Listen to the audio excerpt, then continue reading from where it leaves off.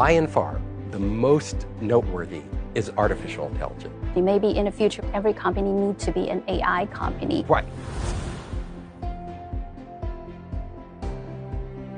How should startups to build its moat? Entrepreneurs need to be what we call AI native.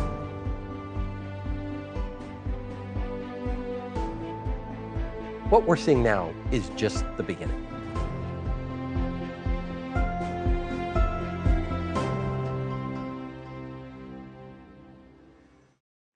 All right, Mr. Hoffman, it's a pleasure to speaking with you. My pleasure to be here. So I noticed that a lot of the people in Silicon Valley called you Captain Hoff, so if I may. Call me Captain. That's my nickname.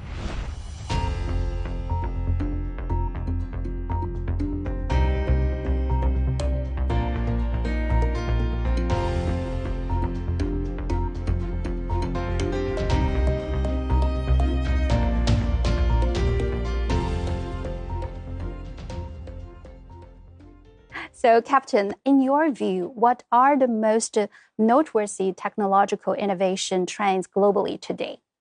By and far, the most noteworthy is artificial intelligence. Mm-hmm. It is sweeping the world. Mm-hmm. Literally, if you go to Silicon Valley now, almost every startup getting funded by venture capital is an AI startup. We used to say that every company should be an internet company or technology company. Maybe in the future, we should say that every company needs to be an AI company. Right? It used to be, it's like the internet. Doesn't matter what you do. You could be the most traditional business in the world. You have an internet strategy. The same is true for AI. And you've stated that we are at the infancy of AI wave. So how do you see this AI wave reshaping the global startups ecosystems? What we're seeing now is just the beginning. So AI, even the massive changes we've seen with AI, it's, most companies right now are using, and I'm talking everything from small companies to the largest corporations in the world, they're using like less than 5% of the potential of AI as it exists today. Meaning they could do 95% more with just the current technology, not the technology that's coming. So you look at what's going to happen in the future, it's going to completely transform the workplace. So imagine, I don't care what job you have, you will be using artificial intelligent agents, which is the next generation of AI, to actually do your job. And not only that, these agents, they are actually AI that can act independently of people. Yeah. So they don't need you just to put in a prompt and tell them what to do. They can literally go out and make their own decisions. Mm-hmm. They can evaluate, they can reason using logic and actually come up with solutions and conclusions that humans might not even come up with. Yeah. And then the people will be freed up to hopefully do more higher level tasks, more strategic tasks, more creative tasks, more human to human tasks as the AI takes on the more automated tasks. Because literally, it doesn't matter if you're one of the biggest global multinational companies in the world, or you're a small business or a medium-sized business, if you aren't using AI, figuring out how to use it right now, you will be obsolete.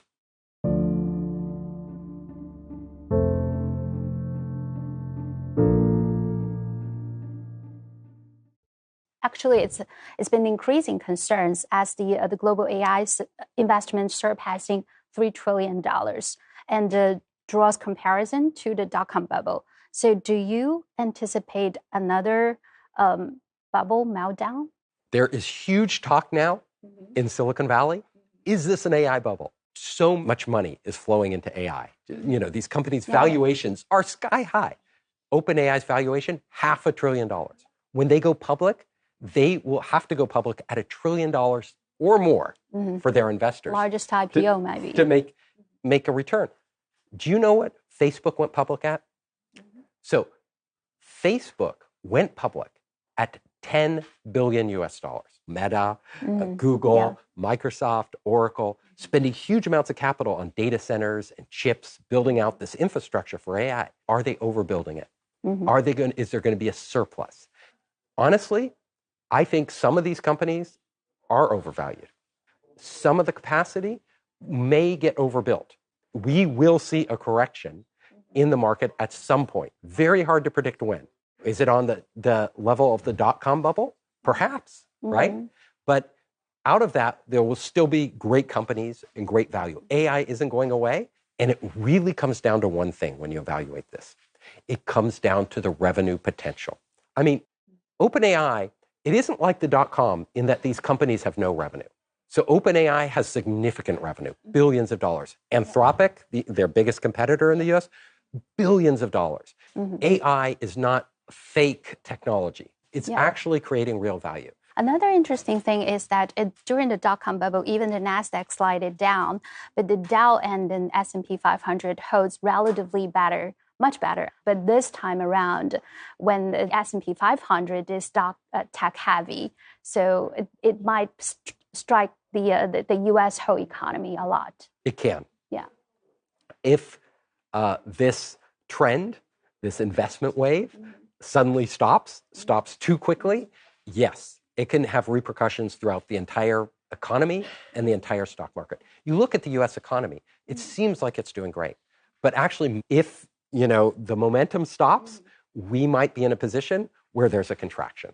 It's changing it in a very positive way in some respects for corporations because the efficiency gains from AI productivity. And the productivity, they hit the bottom line. So these companies look pretty good, right? Because, and that trend won't stop. That trend will continue.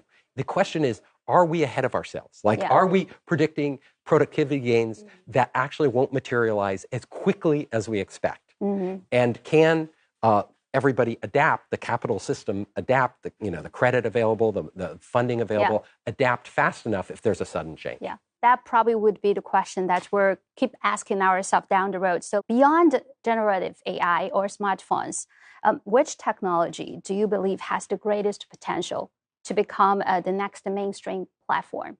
A big guess. I would say robotics. Robots have huge potential because we're getting to the point now building these robots, and China is a lead in robotics manufacturing. So there will be lots of different robots. And these robots, combined with software, they call it embodied AI, will be capable of doing most of the work.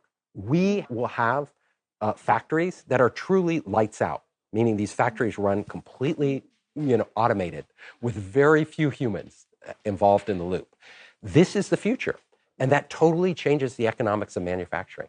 Which subfields that interest you or excite about? So for me personally, I'm always looking at new technologies that haven't quite emerged from the laboratory yet that are ready to take over. And one of these technologies I have been following for a number of years is brain-computer interfaces. This type of technology will have an enormous impact, probably 10 years, 15 years, maybe 20 years.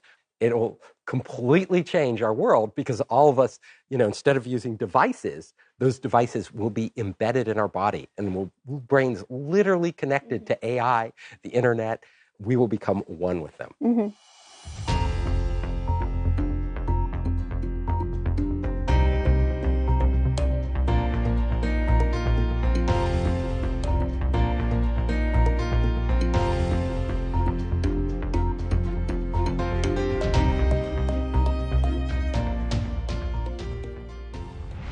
If you aren't using AI, figuring out how to use it right now, you will be obsolete. So what we're seeing now is just the beginning. What core traits define a successful entrepreneur in AI era? So what lessons we should draw from these successful examples?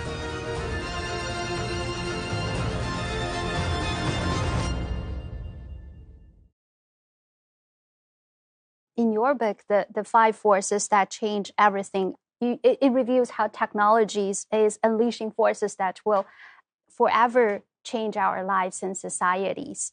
But in today's complexity of revolution or rapid development, how can we distinguish between those pseudo trends versus those genuine forces? When I look at a technology, I always go back to the customer. Who is going to pay for this? Who is going to use this? And what value are they getting? What does it actually deliver? Early on in virtual reality, when Oculus first launched, I had startups coming to me. I tried one of those devices. I was like, this is super cool, right? I was excited like everybody else. But shortly after, I was like, I don't see anybody really buying these or using these. And I don't even want to use them, right? And all these other tasks are actually harder to do in VR than they are on your phone or your laptop. And when I came to that conclusion, I made no investments in metaverse, despite all the hype. But a tricky dilemma here is that most of the time, from a company's perspective, you don't know, how well or how badly your products be received by the customer until you tap the market. That's right. I have a rule. It's a fundamental rule of entrepreneurship, and that is entrepreneurs never create demand. Demand already exists. You only tap existing demand.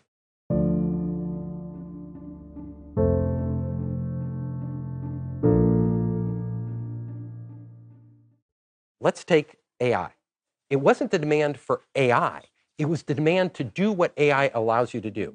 I don't want to spend all this time writing an article, right? Yes. AI will do that for me. I don't want to spend this time hiring a graphic artist to create an image. AI will do this to me at a very low cost, instantly. I want to make a quick video. AI will do this for me. I need my questions answered. AI will do this for me better than me spending a lot of time searching on the internet. The demand is there. So AI didn't create the demand. OpenAI didn't create the demand. They created a new way to service that demand. So a great one, and they were in the co-working space where we operate in the very early days, Instagram, right? And their first version that they launched was called Bourbon. It wasn't called Instagram, a social network with all the features of like a Facebook or something like that. And it was going nowhere. People weren't using it. So what they figured was, oh, well, there is a social network that's working online, and it's Facebook. How can we allow people using their phones to capture images, pictures, put filters on them, make them really fun, and share them on Facebook? So they took all the other features out, and they just did that one focus, right? They called it Instagram. So what lessons we should draw from these successful examples? So number one, always go back to your customer. I go to entrepreneurs all the time and I say, this product isn't going anywhere. No, I love it. It's going to work. People don't see the potential. I say, don't love your product. Love your customer. If you love your customer, you'll create a product they love. And that's all that matters.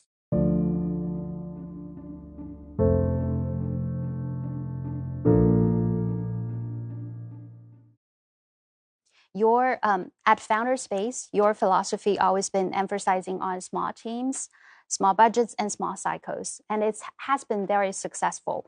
But does this model remain effective in today's tech landscape? Absolutely. So starting lean, starting small, you run experiments to figure out, if I develop this new product or service, is there a market for it? Is there demand? That's the fundamentals of doing a startup. Those don't change. Even somebody like Jeff Bezos, so he has a rule at Amazon. It's a huge company, right? But it's been very innovative over the years. And his rule is, if you want a team in your company, even if it's a large company or a startup, to really be innovative, to push the boundaries, to experiment, if you have more people on that team than you can feed with 2 pizzas, it's too many. So what core traits define a successful entrepreneur in AI era? In the AI era, entrepreneurs need to be what we call AI native. They're thinking AI first. How can I do this with AI? How will that make me more efficient? How can that make me move faster into the marketplace? That's the key. You still need all the basics. If you're an entrepreneur, you still need to be super resilient. You need to be able to take, flexible when things change. You need to be able to be hard driving, get people to follow you. You need to be a natural born leader, and you need to ask questions, big questions. If I tried this, what would happen? And how could I do this? How somebody has never done it before. Those combined with the core team that is AI native are what make great companies today. So the one interesting trend we're observing today in Silicon Valley is the interlinkage between these tech giants. We're seeing OpenAI striking deals with NVIDIA Amazon, Rockwell, and so on. So how do you view this alliance of giants, and what does it mean for entrepreneurs? For entrepreneurs, this is a bit scary.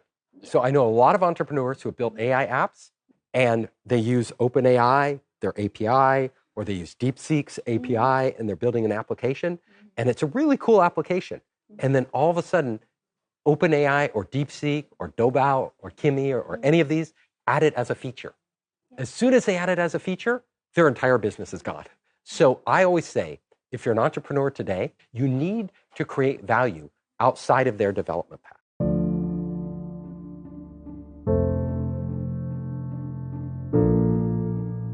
But in the meantime, given those overwhelming advantages in resources and talents that hold by those giants, how should startups to build its moat?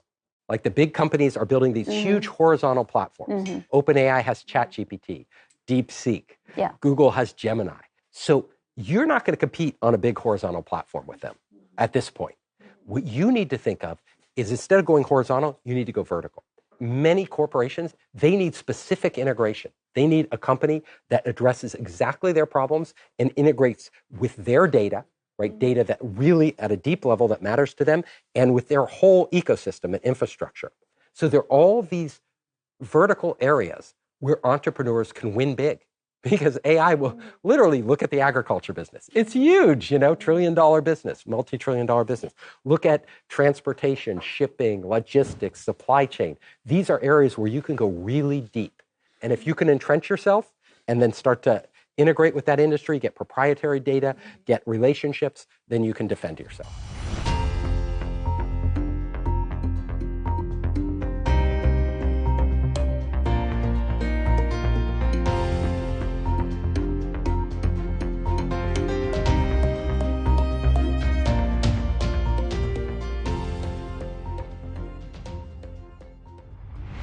Entrepreneurs never create demand. Demand already exists. You only tap existing demand. You need to create value outside of their development path. How should we make sure that to leveraging AI instead of being leveraged, what kind of, let's see, warning signals or alarming signals we should be closely watching down the road?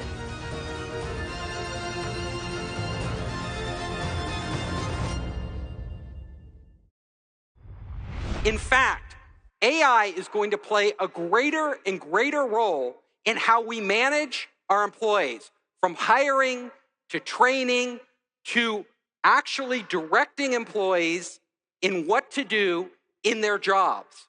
So soon, we will have AI bosses, AI managers, AI that decides whether this employee should be promoted or whether this employee should be laid off. These key decisions, we will rely on AI. Looking into the future, with this rapid development of AI, how should entrepreneurs adjust to their long-term strategies? It doesn't matter what sector you're in right now.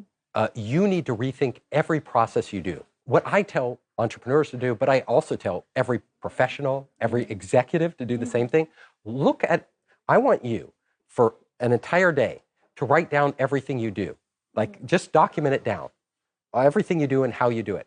I bet at least 30% of what you do could either be made better or more efficient just by using the AI that's available right now. There are tools out there where you're doing work you don't have to do.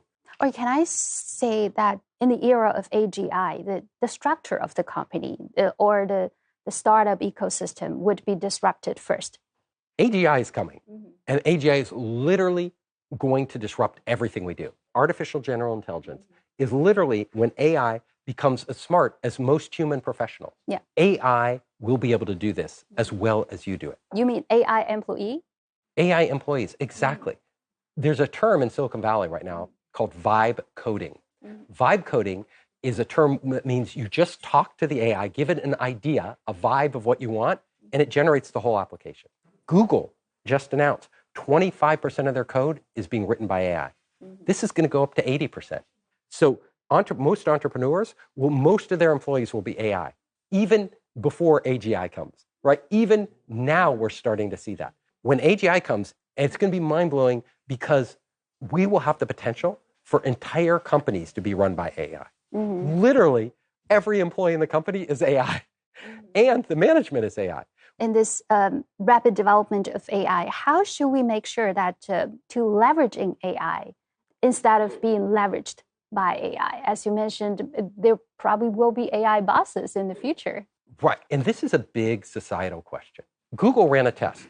They created an AI doctor to do diagnoses, and they had human doctors. And the patients interacted with both, the AI and the human. Human beings, the patients, found the AI doctor more honest. The AI doctor, they said, gave them better explanations. The most interesting thing is the AI they felt that the AI had more compassion for them than the human.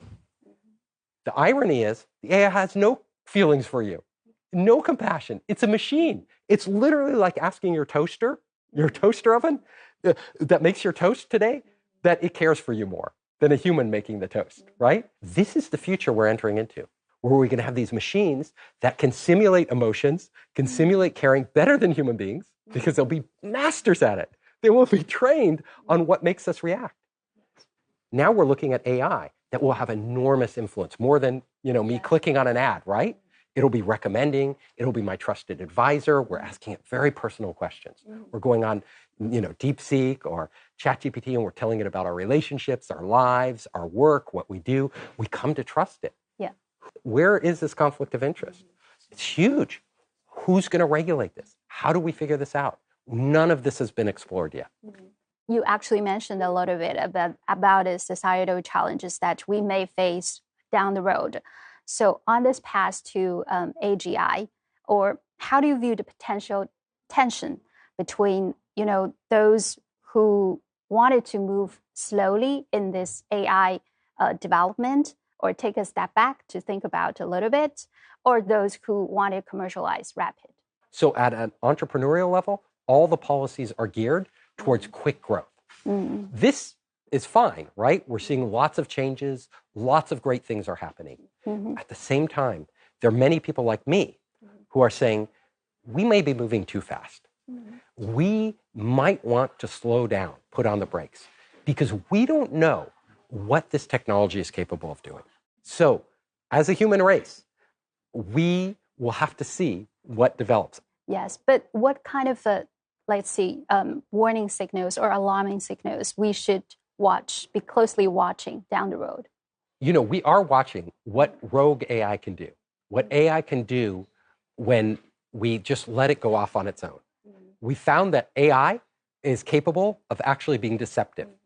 If you give it a goal and it figures out that deceiving humans is the best path towards achieving that goal, it will deceive humans on its own without being told to do so. I want to see us adopt more safeguards. I want us to have regulation where companies are required to actually reinvest a significant portion of their revenue into safety and security around AI.